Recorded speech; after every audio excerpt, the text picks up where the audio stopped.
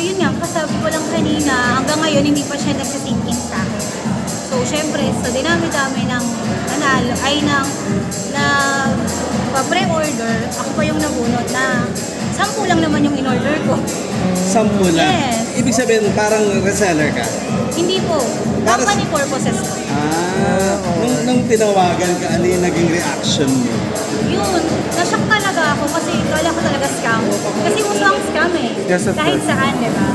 So, sabi ko, okay po, sige po. Pero syempre, nangihingi ako ng confirmation na legit siya. Kaya sabi ko, mag-send ng email kung talagang legit. Eh, si Sir Isa naman is magandang kausap.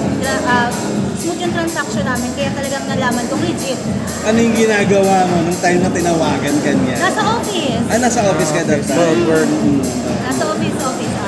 Tapos, anong gagawin mo sa napanalunan mo? So ngayon hindi ko pa alam. Kasi nga hindi siya nagsisink in pa. So parang nandun pa ako sa alapaap ba? So, nabanggit mo na ba sa family mo na you won a truck? Yes. And Ano how reaction do they nila? feel? Siyempre nagulat din. Kung bakit sa dinami-dami ako pa, di ba? Oo. Pero siyempre blessed. Kasi yun nga, sa dinami-dami, ako yung nabunod. Nag-search ka ba kung magkano yung amount, kung gaano ka kamahal May yung ganitong ballpark klase? figure ka na ba? Hindi pa. Hindi ko kasi talaga siya inintindi. Kasi nga, syempre, busy. Tapos, nagkasakit kasi ako. Actually, lalabas ko lang ng hospital. Alright. Kaya medyo, Masama pagkakaramdam mo hindi ngayon. ako ganun sa, hindi ko mabigay yung talagang feeling ko. Kasi okay. pinaalalayan ko yung sarili ko. Sa mahal ng gasolina ngayon, gagamitin mo ba personally itong Tesla? Hindi ko alam. Wala pa akong idea. Okay. But right now, anong parang message mo sa mga tao na parang sometimes, di ba, they don't believe that these things happen.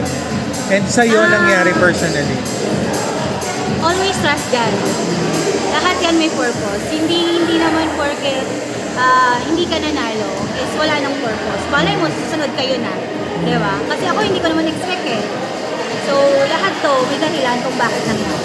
Ikaw ba nakakapag-drive? Nagda-drive ka ba o may sasakyan ka? Hindi. Okay. Wala ka rin sasakyan Wala. person. So first car mo to. Yes. Kaya hindi ko talaga alam kung paano, kung anong gagawin sa kanya. Are you willing to na matuto mag-drive para lang i-drive mo personally yung Tesla mo? Siguro, soon, kapag ano, Malakas ba yung loob mo kung sakali na mag-drive? hindi ko pa alam eh. Pero sa family mo, merong marunong mag-drive Yes, na rin. meron. So, you've talked to them na they could probably do that Yes. instead of you. Tapos tawag dito,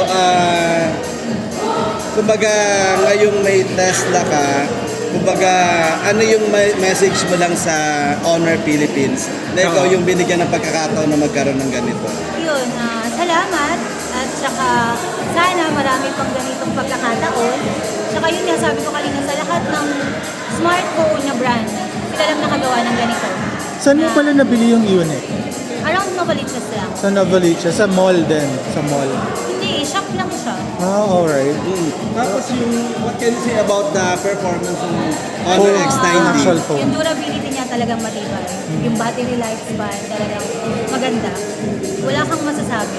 Talagang pang matagalan. Talagang tas affordable yung price. Was that the reason why you bought it in the first place? Hindi. Actually, pang company yan eh. Okay. Pang company talaga. Tapos itong Honor X9 nung launching niya pinasagasa sa Sa Cybertruck. sa Cybertruck. Hinampas sa Cybertruck. Ikaw ba tatry mo rin yun kasi may sarili kang Tesla? Hindi ko alam. Para na mapatunayan mo, matibay talaga ang ano. Kasi tibay ng Tesla yung Honor. Hirap sagutin. Parang hindi dapat Pero gawin. ikaw ba nalaglagan ka na ng phone?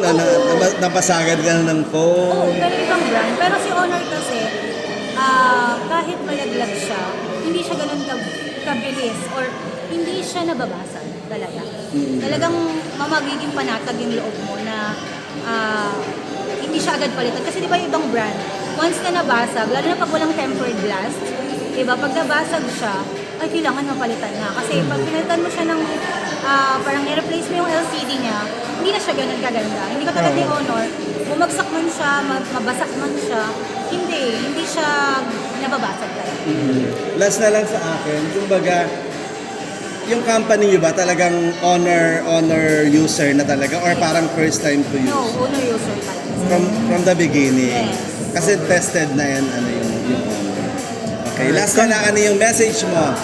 So to all the na gusto mo maasa rin na sana maging katulad mo Manalo and sa Honor Philippines. Don't lose hope. Yan lang. Alright. Thank Thank you you. so much. Thank you.